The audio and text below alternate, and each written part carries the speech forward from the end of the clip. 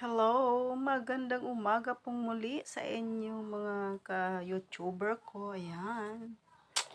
Si Rhina ng kabundukan guys, hindi talaga nagsasawa. Ayan. Ng malunggay. Yan po lagi ang kanyang ulam guys, malunggay. Kahit lagyan nyo na lang po ng bitchin at bawang, solve na po ang aking ulam. Ayan, wag po tayong puro karne guys kasi ang mga karneng iba hindi na natin alam kung fresh pa ba siya o hindi. Hindi na. Ayan.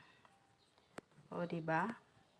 Fresh na fresh, galing sa puno. Always lang talaga malunggay guys, kaya wag po kayo magsasawa po sa panonood ng aking malunggay dahil ito ay very organic.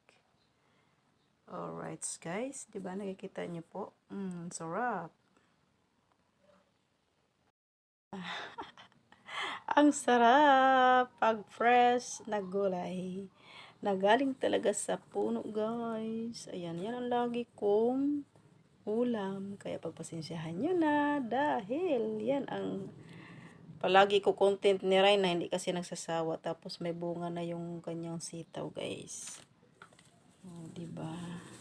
Kaya puro lang kayo gulay para healthy palagi. Ayan.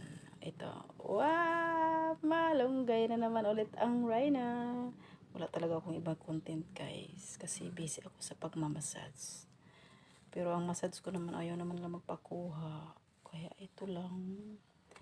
At least mayroon akong update.